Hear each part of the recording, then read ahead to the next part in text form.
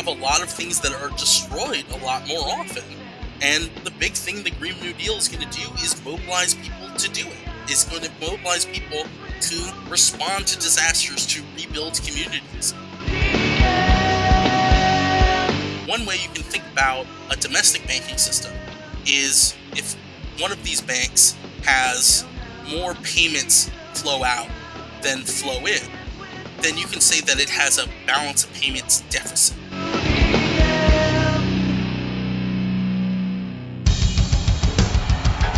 What I have said is that this campaign is not just about electing a president, it is about making a political revolution. MMT! Taking money from our children and borrowing from China. People are dying. Is the program so critical it's worth borrowing money from China to pay for it? And if not, I'll get rid of it. Stop lying!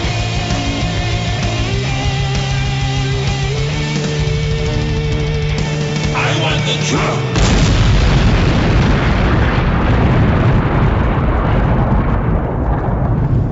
Now let's see if we can avoid the apocalypse altogether. Here's another episode of Macro and Cheese with your host, Steve Grumbine. In this third and final episode with Nathan Tankus, we go through the process of understanding balance of payments, both at the domestic level and the international level. You know, I look at Social Security as a basic income. I look at that as something that can be expanded. It can be cover different things. It already covers certain disabilities. It already covers survivor benefits. It already covers a lot of different things. It could fill a void there. It could be expanded. It could be altered to meet our needs. I guess my question to you is, and this is going to come back to, we just offered up a federal job guarantee. We just talked about housing as a right. We're talking about basic income and offsets for these individuals that work higher level jobs and being able to provide them with a subsidy or a premium, as you stated, to get them more in line with their prior income. In the question that MMT always is answering, is the question of how you're going to pay for it. And, the idea here is that, we already pay for it. This was a great statement the other day. Bernie and AOC stated it. But also, quite frankly, Stephanie has been very clear in stating it's not about finding the money. It's about finding the votes. We have the ability to pay for all this stuff. That's in no way, shape, or form a financial issue whatsoever. But you and I have talked offline a little bit. There are some non-fiscal, non-pay-fors, if you will, in terms of how to fund a Green New Deal. And, obviously, people that are learning MMT have heard me screaming, taxes don't fund spending, and so on and so forth. And to the extent that we're talking about financing a Green New Deal through fiscal policy, that's correct. So the question comes down to is, what are these non-fiscal offsets that we keep hearing about, these pay-fors, if you will, that play into clearing the space for a Green New Deal? Talk to me about that. So this is what I presented at the MMT conference, and there's a forthcoming report co-authored by me and some other MMT authors, and the report's going to be titled Monetary Policy for a Green New Deal, and the essential idea is that a lot of the time in terms of MMT's public rhetoric, what it talks about is financial constraints and is emphasizing the important point, which is still not understood by tons of people, that there isn't a financial constraint to public spending. And the way we articulate that is by saying taxes and borrowing don't pay for, quote unquote, government spending. And what's meant by that is, when you consolidate the Federal Reserve and the Treasury, it simplifies a lot and it focuses attention on what's important, which is when the government makes a payment, the payment increases settlement balances, money, in the economy. And then after that, it sells a bond. Often it reverse repos a bond, and that drains settlement balances from the banking system, to connect back to the repo conversation that we started out with. And so the essential thing to focus on from an MMT point of view is the settlement balances, the quote-unquote money paid for the spending, and then a bond sale happened after the fact to drain those settlement balances, to drain that money. So bond sales are a monetary policy operation. They're about setting interest rates. Lesser extent, they're about providing safe assets to the non-bank financial system, but they're not about, making sure that loosening the federal government's financial constraint, as it were. It's about monetary policy. So that's what we mean when we say that taxes and bonds don't pay for government spending. But there's a second sense in which you can talk about pay fors, which we do talk about, but we don't necessarily use the pay for language. But I think there actually can be a use to using the pay for language, which is that taxes can be a demand offset for public spending. They can, quote unquote, partially pay for government spending. But this is still very different from the financial constraint sense, because it's not this simplistic a dollar in and dollar out system. We have to know, how much a given tax is reducing private spending to know how much government spending is being paid for. Obviously, the thing that we make the most hay about is that if you tax the rich, because they are so rich, a lot of where they're going to, quote unquote, come up with the money to pay the tax is reducing their savings or running down their assets. It's not going to be them cutting their expenditures on goods and services. So, maybe they'll buy one less piece of art, but we don't need very expensive art to provision people housing, food. We need housing and food, or resources that can make housing and food.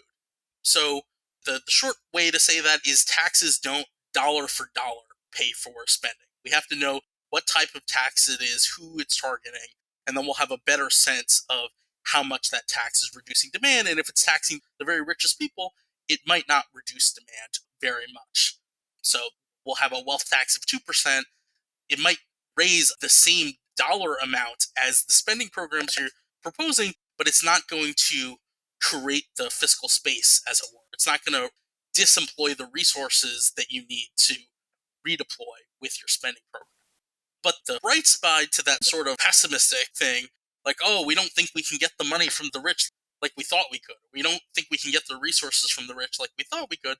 The flip side of that is that there are all these what I call non-fiscal pay-fors available. In other words, there's all these things that we can use with financial regulation and with other non-financial forms of regulation that can disemploy resources, that can unemploy resources that the Green New Deal can reemploy, that don't involve taxes or spending at all. And that's why I call them non-fiscal pay-fors. And the Monetary Policy for a Green New Deal report is focusing on green financial regulation to green the financial system, but also shrink the financial system to make room for additional government spending beyond our ability to just produce more. Producing more is the kind of most obvious non-fiscal pay for. If we just employ more resources and we actually have a pretty depressed economy, then you don't need any other pay fors, quote unquote.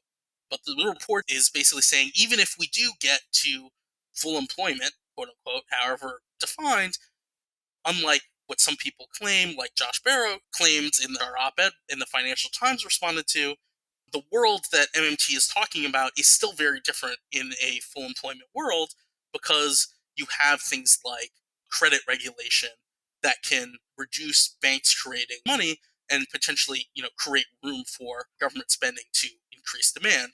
Another one I should mention, which the report isn't going to really talk about, but definitely deserves to be a big part of the conversation and deserves a lot more research, is of course environmental regulation. There's always this narrative about, environmental regulation costs jobs, and unlike the way the right talks about it, it depends on what type of financial regulation that you're pursuing. But we can also just flip that narrative around. If you're saying that environmental regulation is going to cost jobs, then what you're really saying is we don't need to raise taxes to pay for the Green New Deal. We can potentially impose environmental regulation, close down some factories that we think are just like too carbon intensive, involve too much fossil fuel, and take the now unemployed labor, the unemployed energy, and potentially other resources that we can recover from those production processes and redeploy them elsewhere. So when you take the MMT lens and you add on top of this idea of a non-fiscal pay for, from this, in resource terms, MMT is always talking about fully paying for spending. It wants to make sure that there is always resources available to meet the spending out there, but that also we have these non-fiscal pay-fors available that aren't available from anyone, or at least most of the public frameworks out there. And we can push this forward and illustrate the ways in which we can manage demand in the economy without interest rate policy and without this sort of, oh, you got to raise taxes on the middle class in order to pay for these spending programs. Are we really, in essence, managing aggregates here? Is this about managing aggregate demand as opposed to actually, quote unquote, financially funding programs? Is that what I'm hearing? Yeah, it's about managing aggregate demand, but also what you get when you take this point of view is you also have to manage demand spatially. So, for example, if you impose a tax or you have a non-fiscal pay for, which reduces demand, let's say $50 billion in California, but where you want to build the factories and where you want to employ the labor is in the Midwest, well, maybe you can start readjusting resources and importing resources from California, which are now unemployed. But that's a little bit more awkward, and there can potentially be some hiccups along the way. So, with the MMT point of view, once we take away this fungible view of the world, where we've done our macroeconomic job, we've done our economic policy job, if we've made sure there's exactly to the penny $100 billion in pay fors to $100 billion in spending, once you lose that simplistic narrative, then what you realize is you really kind of have to more actively manage the economy. You have to aim shutting down some factories in the Midwest and building some new factories or employing some people to do something else in those same areas. And this is part of why there's such a huge divide in this country, is because people don't disaggregate, people don't look at spatial differences in unemployment. People don't realize that there are a lot of places in the country that have basically been in an ongoing depression for many, many years. And, it gets mixed up in these averages. But if you take this sort of targeted point of view with MMT, what you start to get to is not just that we need to look about which taxes or which non-fiscal pay fors will reduce enough demand for our spending, but we also have to look at where that demand is going, both which sectors of the economy that demand is going and where geographically that spending is going. So in some ways, it's a bigger task. The MMT task is a bigger task in terms of managing the economy. But on the other hand, it makes us a lot more cognizant of the issues, and it makes us pay attention to issues that other people aren't paying attention to, and I think can be, a much more effective way of managing the economy. So my headline would be, yes, we have to manage aggregate demand, but we also have to manage sector demand, and we have to manage demand over specific geographies. We need to make sure that demand is not just balanced in the economy overall, but we need to make sure it's balanced in the Midwest and on the coasts and, in the South. This brings up a point I didn't anticipate trying to talk to you about, but wow, what a great thing I think to talk about. Back in Ronald Reagan era, Ronald Reaganomics book came out and talked about how, basically if there are 500 cable splicers in California that are unemployed, but there's 1,000 openings for cable splicers in New York City, we don't have unemployment, we have underemployment, and that it's up to the people to move cross country to where the jobs are. And basically, this philosophical belief really put the pressure and the pain on the little people to make adjustments to what business felt like it was in their interest. And couple the job guarantee approach with this, and what you've got, if I'm seeing this correctly, not only do you have an incredible feedback loop and basically a scientific test center to figure out the target aggregates by putting your fingers on the pulse with the job guarantee and getting that feedback loop from local communities, but you also get to stop the flight from these communities and rebuild these areas, basically literally doing what we say is rendering the rich irrelevant by eliminating the concerns of capital flight at the local level, where these states are not monetarily sovereign and have limited options other than luring business in to create jobs or public finance, publicly funded programs and offsets. I think that's exactly right. Pavlina actually has a paper from a while ago called, I think it's called Unemployment as an Epidemic, which is basically taking epidemiology approaches. The approaches they use is the study of the spread of disease and treat unemployment as kind of the spread of a social disease. And I think that is the essential point. The job guarantee is not just an aggregate demand policy, but it's also what's called in policy circles a place-based policy. It's targeting the places. And, it does a few things. One is it makes sure demand goes where it needs to go, where the most depressed areas will get the most deficit spending because the job guarantee pool is the highest there. But it also tells us where is labor underutilized and where is it overutilized. It can be harder to tell just how depressed an area is if people have dropped out of the labor market and aren't seeking jobs. It can seem like, oh, those people, they just don't want to work or whatever, when it's really they're just, completely discouraged from the workforce. Whereas when you have a job guarantee in place, the size of the job guarantee pool. Maybe there's some people who will only work for a higher wage who, are discouraged from working. But for the most part, what labor resources are available. And so we know that 10% of the population in the Midwest is employed in a job guarantee, then we know we have space to employ labor out of the job guarantee pool in other activities. Whereas the flip side, we know that an economy, not just generally, but a local economy is probably overheating if there isn't much of a job guarantee pool left, if it's, say, 1% of the local labor force. So a job guarantee can give us not just directs demand where it needs to go to rebuild certain communities, but it also gives us much more accurate information in terms of how economies, even down to the county level, are doing. We know much more accurately, and especially the state level, we know much more accurately what the employment situation is and what the demand situation is because of a job guarantee than we would otherwise. I mean, this dropping out of the labor force problem and the collapse and depression in certain communities, I think, has been part of what's blind policymakers to just how bad things are, in combination of what you pointed to, which what Reagan said, which I think is a very common perspective from the neoliberal Democrats and Republicans, is people should just move where the jobs are.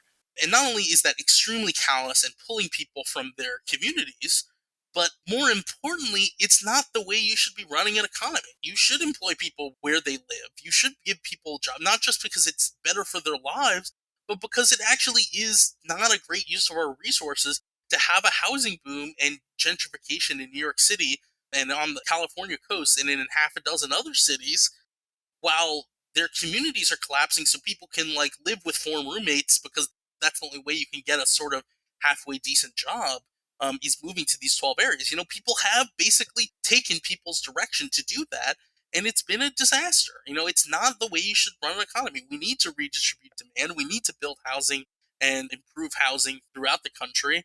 And, people want to and should be, and it's, more effective to have them rebuild their own communities rather than crowding everyone into a dozen oligarchic economies that are basically only doing well because they have billionaire tech people or billionaire financiers, or just literally just Microsoft and Bill Gates in the case of Seattle. You said something just now that maybe wasn't meant to trigger yet another thought, but it did. And it's a big one. Part of the Green New Deal is a direct response to cataclysmic climate events that we feel are coming within the next decade. And it's not just about, coming up with a plan in the next decade. It's actually about mitigating the carbon footprint within the next decade to meet certain levels to stave off what could be seen as another extinction level type activity at the worst side, or in a more localized situation, creating flight for refugees across the globe and decimating coastal cities and making more land trapped cities or locations arid and basically unsupportive of quality of life. So as we predict more disasters coming, more combustible situations, if you will, within the environment as a whole, and we see more of these natural disasters strike, rebuilding communities is going to be, I would imagine, a huge part of what we see in the future as these coastal communities are decimated, as the New strains of disease come from the ice melts and new bacteria and other things being released back into the environment that have long since been forgotten.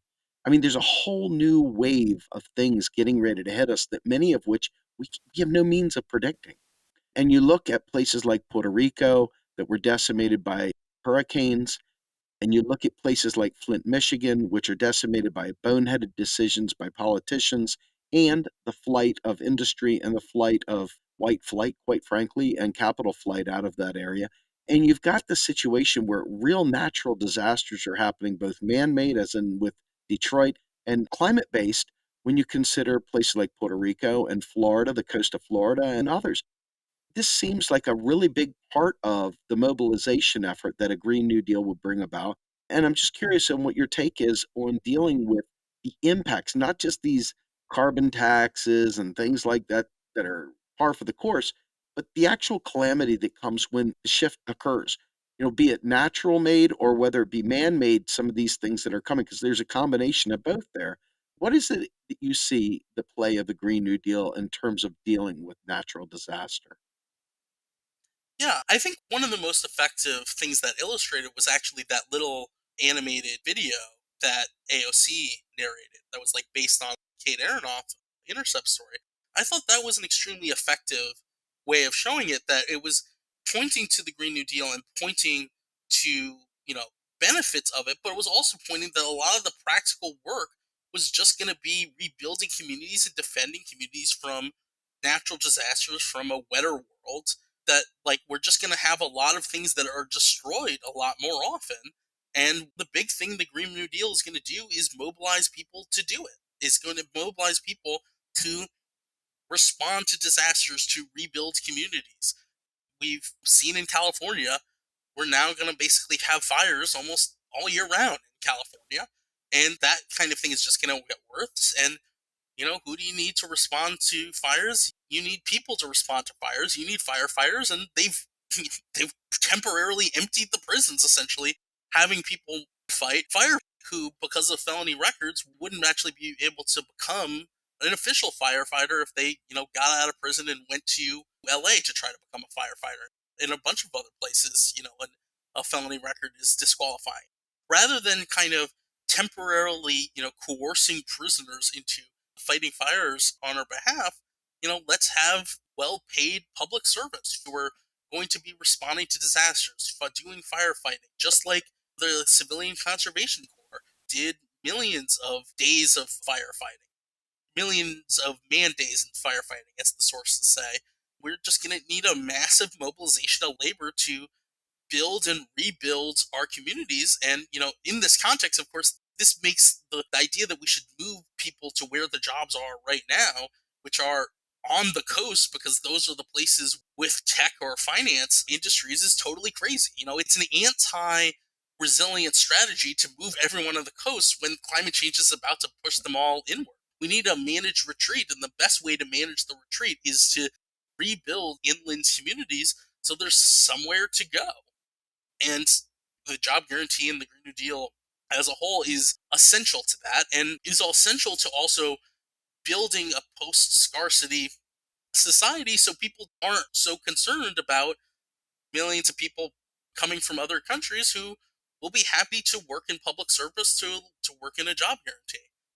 We're going to need something to do for millions of refugees, and making the community more resilient should be a big part of that. Plus, also, of course, using our local monetary powers to provide support for other countries to build more resilient communities themselves, so people don't feel like they have to all leave. Not because we shouldn't be welcoming to immigrants, but because just as we don't think it's right that people should have to leave their homes in the Midwest to get a job on the coast, we don't think people should have to leave their homes in South America, in Africa, members of the CFA Franc in Asia, to come to the US or come to Europe to get jobs, to the extent that their communities are still going to be habitable, depending on where they are in relationship to the coast and so forth, and other climatological events.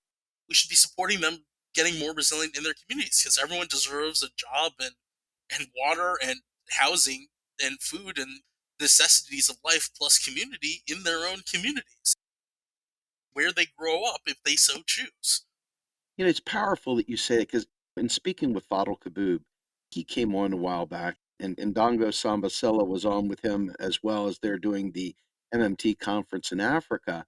And, when we were talking with them, he spoke to us about the Syrian plight and talked about how Syria had been a food secure nation, a food sovereign, and how drought and war had robbed them of their food sovereignty. And then people began to leave the quote unquote suburbs and outskirts and started moving into the cities where they were crammed on top of each other. Things were scarce and it bred violence there as well. And you look in the cities that we have and the scarcity narrative that we have, and you see violence. Everywhere there's scarcity, even real scarcity, not just the false scarcity that we've pushed onto us, you see violence, you see danger, you see people holding on and gripping on to what is theirs and fighting those who try to take from them and so forth. And it creates this dog eat dog world as we get to the point where who's going to have the last drop of water, so to speak. And I think that one of the facets of this Green New Deal and understanding the coming changes that will be happening, whether, you can't make bargains with physics, as they say, and, as this comes, there's going to be some very real things to consider, both in crime in terms of dealing with that scarcity narrative and the loss and the fear of loss and so forth. I think that a properly messaged, a properly sourced, and properly financed Green New Deal allows us to mitigate violence that many people just assume is just bad people doing bad things because they're bad people and they may have bad choices. And here we're going to have something that's going to be undeniably climate change driven, if you will. And people may not be able to see that, even though it's clear that that's what's causing it. Can you talk a little bit about the violence mitigation this brings about and some of the costs of violence and scarcity that you see in these urban communities as a result of this basically false scarcity narrative? I mean, I think it happens to a certain extent in certain communities, but I think over the last 20, 25 years, that violence hasn't gone away. We've just put that violence into prisons.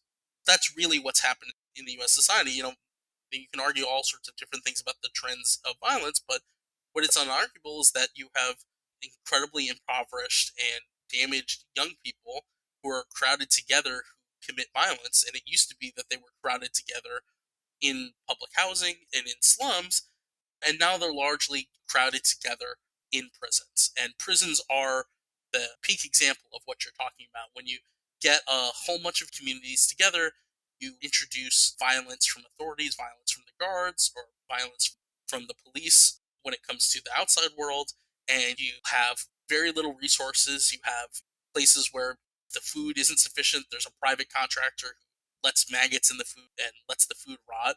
And there basically as little resources as you possibly can have, and you're taking a lot of violent, angry, damaged people all together. And the violence that happens in prisons is horrific and is over the top. And so, from my point of view, I think one of the critical things about moving to a just transition is also about emptying prisons for two reasons. One, it's just an indignity and it shouldn't be happening. And we shouldn't be tolerating that level of violence that happens both by guards to prisoners and prisoners among each other.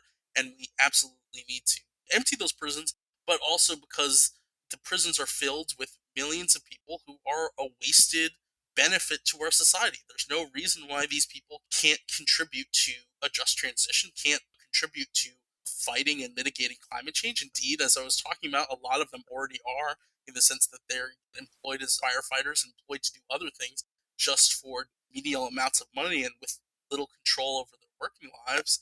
And I think we need to guarantee that they have housing and a job and food and water on the outside, and we need to empty these prisons. In this way, I think this is where the Green New Deal can and more urgently should connect up with movements around prisons and prison abolition, because I think that is the ultimate goal, and I think it's actually kind of strategically and immediately necessary to divert the resources that are going into prisons and policing and redivert it into mitigation and into care, and bring people into care labor and also into helping to deal with the damage that our society has inflicted on them both outside and inside the prison.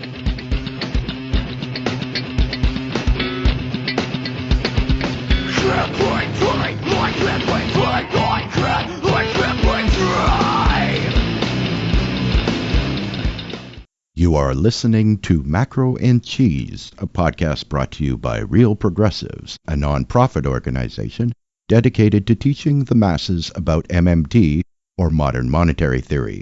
Please help our efforts and become a monthly donor at PayPal or Patreon.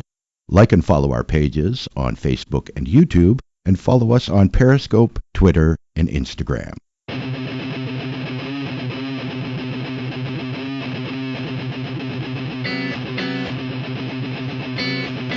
My tolerance, trying my patience, and never want to say it reacts to nothing. We're waiting, I'm tired of the lies you tell me. Lies you tell me. It's just my tolerance, trying my patience, and never want to say it reacts to nothing. We're waiting, I'm tired of the lies you tell me. Lies you tell me. I'm going to confess, I've got goosebumps right now because I'm a systems guy, okay? I'm a project manager by trade, and I care very much about processes. The way you have your intakes, your tools, techniques, and your outputs, and that whole flow to mapping roles, responsibilities, and how things get done.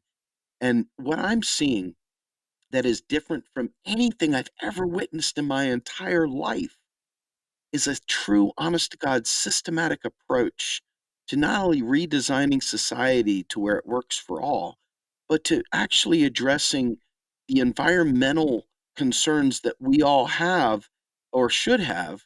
And for those who don't have, it would still benefit them inadvertently. But this is an entire end-to-end approach, a framework for addressing the way society can be restructured so that people are not being kept out based on the color of their skin, their gender, their sexual preference, their geography. Literally every step along the way, there is an answer for how to move forward and a pathway for making it better and better and better. It's not like day one is perfect. It's like, perfect is the enemy of good. We've got an existential crisis coming upon us, and it really is up to us to take advantage of executing this. In this conversation with you, Nathan, I like to believe I talk about this stuff a lot, but I've learned more in our time so far together. This is just truly amazing. I really feel that cohesive end-to-end thinking. I hope we can translate that in terms that are more simple so that everyone can see the way this thing flows end to end, every step along the way. This is beautiful. This is really empowering and positive and life affirming. I really love this. Thank you very much. I would say, I think MMT scholars and MMN have definitely been thinking in terms of thinking systematically. I mean, I think it can get exaggerated sometimes, but we definitely feel like there is a piece of the puzzle that has been missing in terms of the understanding of the financial system and understanding the questions about fiscal policy, which basically come down to how are you going to pay for it, and the pay for it question. That is an essential element to fill in a missing piece of a lot of other different projects that are important. Prison abolition has been work that's been going on for decades that overlaps with people who are in the job guarantee space, people like David Stein, writes on full employment and the civil rights tradition of the job guarantee. There is a lot of different interconnections and work around climate change as well, but I do think, obviously, I wouldn't work on this stuff as much and as aggressively as I do, and same for a lot of other MMT scholars if I didn't think that this is an important answer to a piece of that puzzle in terms of building a vibrant, inclusive, caring economy.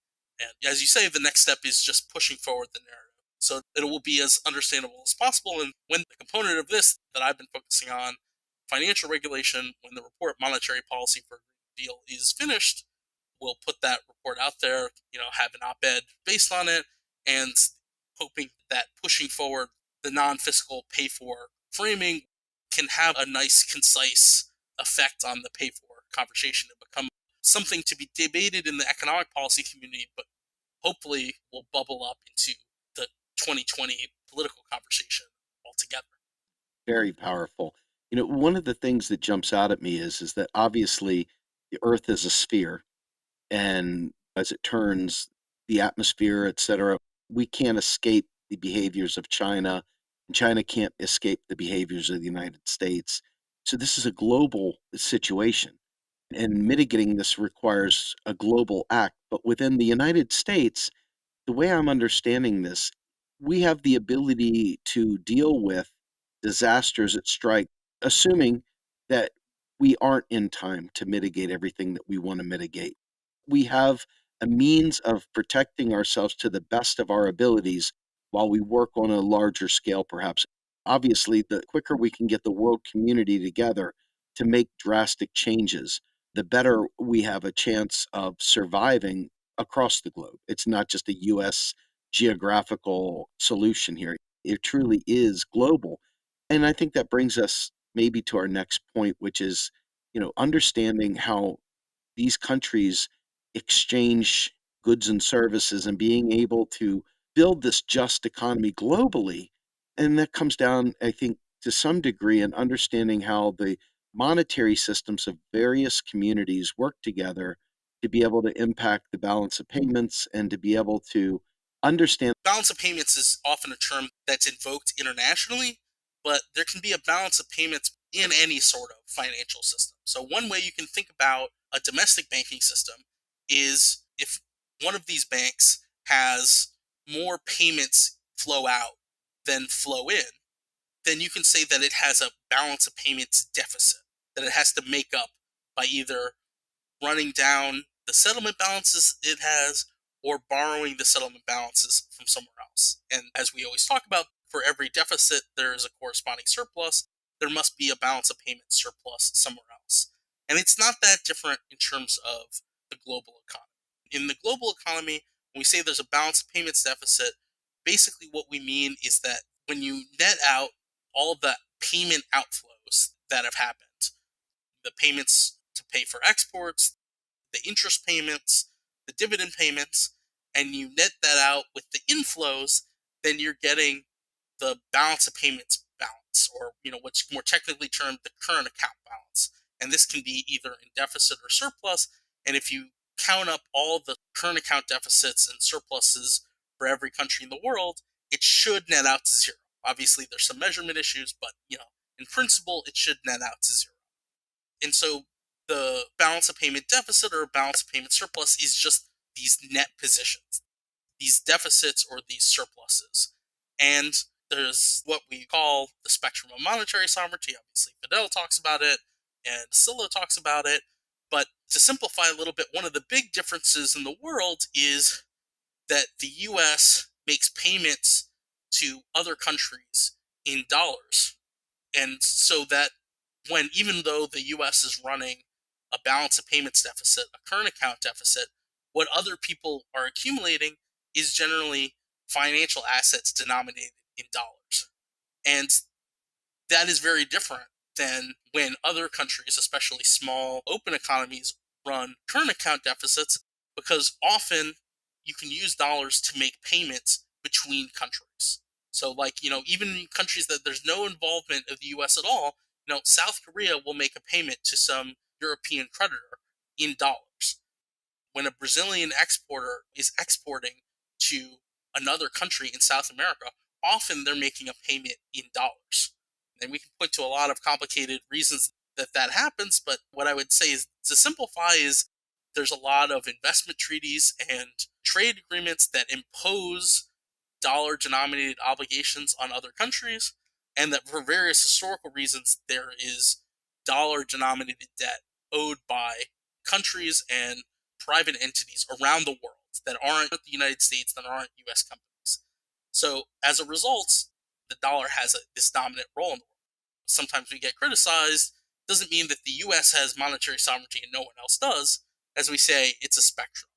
But this asymmetry where you can use dollars to make payments to third parties, but you're not necessarily able to use your own currency to make payments to third parties. You can if you're the euro, you can if you're the yen to a certain extent, can a little bit if you're China, but for the most part, the payments around the world are denominated in dollars. So that makes the dollar exchange rate to the rest of the world very important, and that also makes what's going on with U.S. interest rates very important. Interesting. So typically what they call real money or gold bugs, and the folks that are of the mindset of devaluing the dollar, and they typically tend to be these forex trader types. They're always talking about the quote unquote value of the dollar. And, Mosler would typically come back and tell you that the federal government, is the price setter, it's the monopoly issue of the currency, and so forth. However, there is a fluctuation out there in the foreign exchange markets that directly impact countries. I mean, take a look at Venezuela, for example, who had debt denominated in US dollars.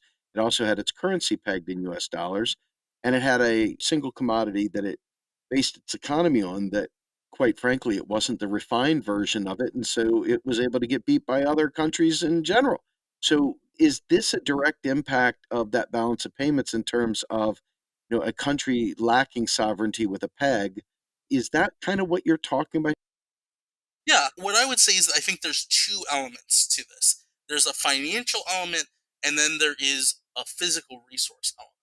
So there's the financial element is who has payments in what currency imposed upon it. So the US imposes obligations on other countries, for example, to respect intellectual property, which often is produced by US companies, and thus they're charged US dollars to get access to them. So there's this financial element which structures what you might call the international currency hierarchy. But the international currency hierarchy is different from monetary sovereignty because monetary sovereignty is about the space that being a currency issuer gives you, or not being a currency issuer doesn't give you, to mobilize domestic resources to accomplish public purposes. And this is where the things like oil and whether you have the refinery capacity in oil comes up, because you can have a country where no one else in the world owes debts denominated in that currency. You can have just some country where there's no one else owes your currency and thus is generating a demand for your currency. And you can even owe a lot of dollar denominated debt. You can even have a lot of public dollar denominated debt. But you could be so resource rich that you have a lot of autonomy in terms of how you run your economy. You can run big current account surpluses, or even just the fact that you have such valuable resources. It might be oil, might be something else, or it might even just be a very productive economy. You can be higher up in terms of the degrees of monetary sovereignty or spectrum of monetary sovereignty than a country that's higher up the currency hierarchy because they're resource poor. Well, they're physical resource poor, they're wealth poor in their own country. And so this is an important distinction that obviously makes things complicated, but there's basically these two elements that are interact but aren't the same, which is the imposition of foreign denominated debts and the imposition of foreign denominated obligations, and what physical resources you have and what physical resources you have control over. And so you can have resource rich countries that have a lot of foreign currency constraints imposed on them, and you, flip side, can have very little or no foreign currency constraints imposed on you, but you don't have many domestic resources. And so, that makes it complicated, but these are basically the two areas for monetary sovereignty is emanating from, is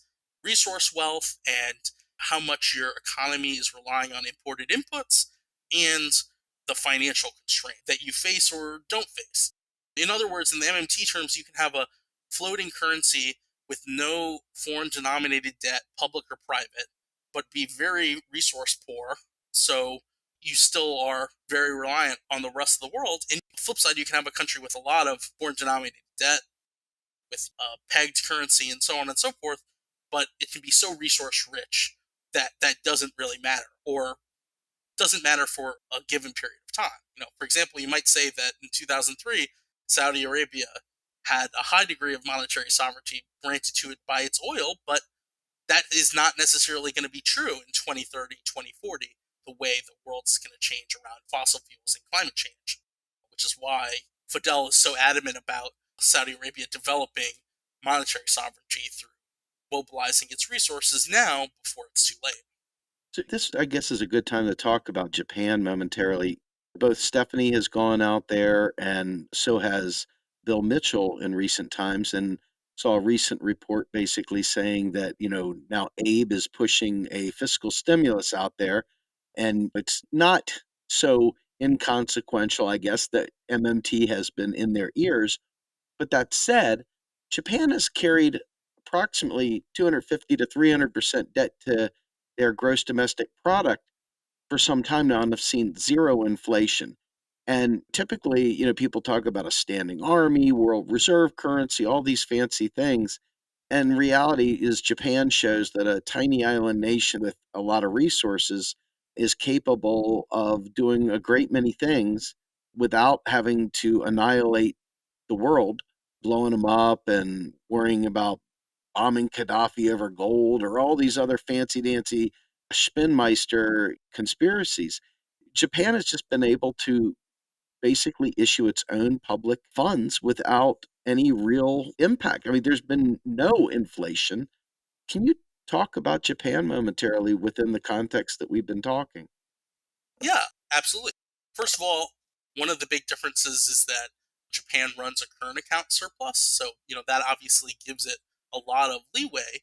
But I think even without that, it just is, as you say, a very resource wealthy country.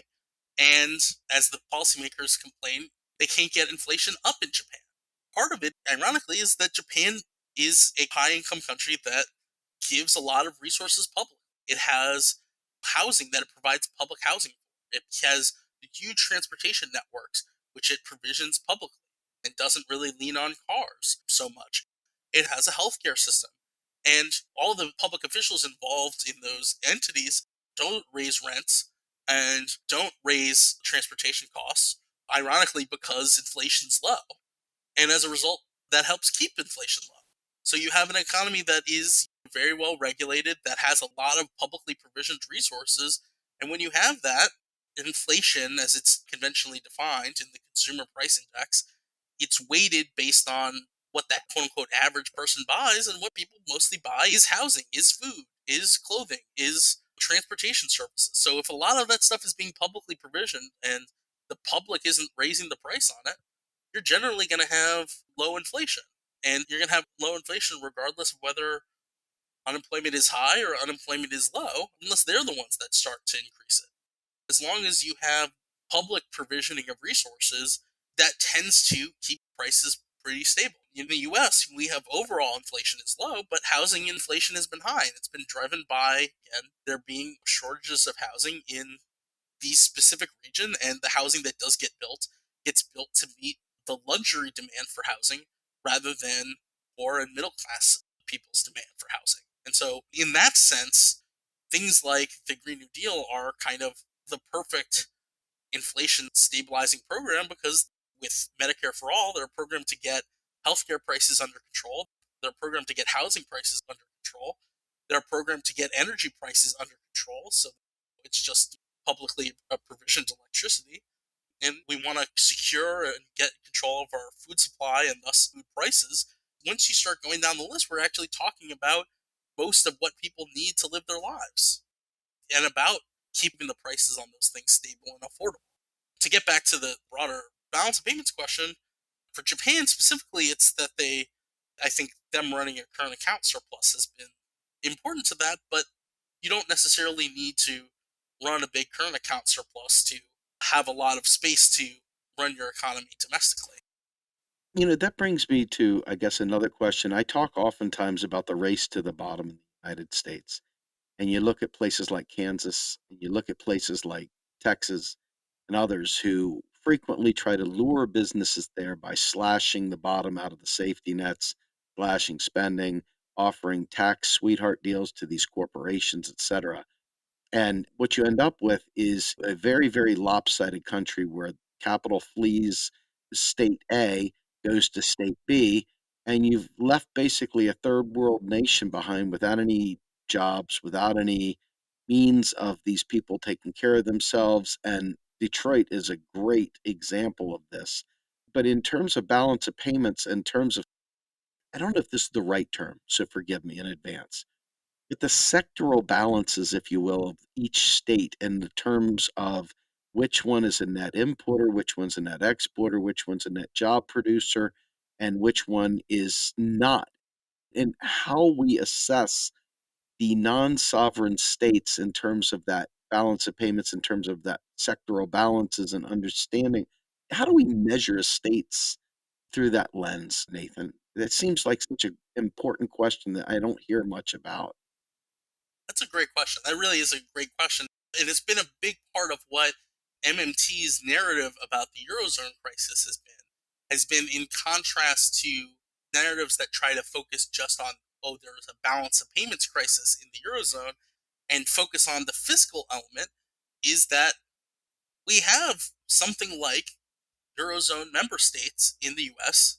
They are US states. And in some ways, they can have more leeway in terms of borrowing than Eurozone states in some cases, especially in the depths of crises. And big MMT argument has been that you do have states that run big trade deficits in the US, but that gets balanced out because we have a national banking system where you're not going to cause a banking crisis by transferring deposits from the Midwest to California or wherever it is. But second, that there's fiscal policy. There's automatic stabilizers, even though they're weakened, still function to a certain extent, so that when income falls and demand falls in a specific region, payments from the federal government go to that state, and thus, the state theory can have a big trade deficit, but a much smaller, quote unquote, current account deficit. These stabilizers aren't strong enough to generate full employment in these local economies, that big spatial problem that we were talking about earlier, but they do stabilize these economies relative to, say, Greece was stabilized or not stabilized during the crisis. But I think this is big important. Now, in terms of your actual data question, the big thing is we don't have the data on that. I think if you launched a big research project, you could use some of the data sets that are out there about interest rate commerce, and you might be able to come up with estimates of what each state's trade deficit, what their current account surplus and deficit is, but that's not currently data that gets collected. And I actually think that collecting that data would be dangerous. I think a big part of these kind of narratives about Greece, they're just a bunch of lazy bums accumulated, was because you could point to a trade deficit and you could be like, see how much, they're importing. If they just hadn't imported so much, everything would have been fine. Or if they had worked hard enough to export more, everything would be fine. And I think, you already get that with a lot of liberals in terms of measuring the net federal payments from the federal government. A lot of liberals point to, oh, this state pays less in, these red states pay less in taxes than they get from public services. Look, that state is welfare. Where really what they're saying is that that state has poorer people and more unemployed people and lower incomes, so they pay less in federal taxes and they get more in social services support. They think they're targeting the wealthy of these areas, the rich who don't realize how good they have it, but really that they're just laundering, anti-poor narratives, ironically laundering anti-poor narratives often about disproportionately black poor communities in these places that are stuck with right-wing white voters who are disenfranchising. So I think it's important to think spatially about where we want to place employment, place jobs, place spending programs, but I worry about publicly publishing trade deficit or current account deficit data about individual states, because I think it can sometimes play into these scarcity narratives about the ways in which people try to divide up U.S. states that become counterproductive. Okay. Nathan, I want to thank you. This has been one of the most powerful episodes that I've ever been involved in. Can you do me a favor and just close this out and kind of let us know what you've been doing, what you've been up to, and where we can find you? As I said, I've been working on this report as my purview of being research director of the Modern Money Network on monetary policy for the Green New Deal. And this has been the main project that I've been working on. Hopefully we can have it out in a month or two, and it's going to be putting forward this non-fiscal pay-for framing and talking about green financial regulation to shrink the financial system and make room for Green New Deal spending. And that's the main thing I'm working on. Watch out for a roundtable that I'm going to be doing on Christine Dzan's new project, Just Money, John Haskell, on virtual currencies. That should be coming somewhere around December, January, something like that. And we're generally just writing about a lot of these issues, writing about balance of payment issues with other MMT scholars, and focusing on money and international law. And I've been doing a lot of work, what you might call on the micro side of MMT, or like MMT and antitrust. And I had a paper came out over the summer with St. Jude to Paul called The Firm Exemption and the Hierarchy of Finance in the Gig Economy, which you can find out there. That gets into some of the ways in which the financial system and doing things through lending and equity stakes biases our economy towards hierarchy, and the ways in which having a system of grants and spending can democratize the economy and reduce inequalities, not just among households, but also among business in production. Sounds like that's another podcast waiting to happen. Yeah, it definitely is. Awesome. Well, look, I want to thank you from all of Real Progressives and the Macro and Cheese team. I just want to thank you from the bottom of my heart. This was an amazing 3 hours of recording we just went through. And you, my friend, have earned all the respect that I could possibly throw your way. Thank you. Thank you very much. Speak to you soon. All righty, buddy. Bye-bye.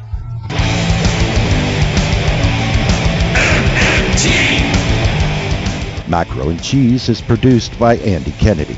Descriptive writing by Virginia Cox and promotional artwork by Mindy Donham.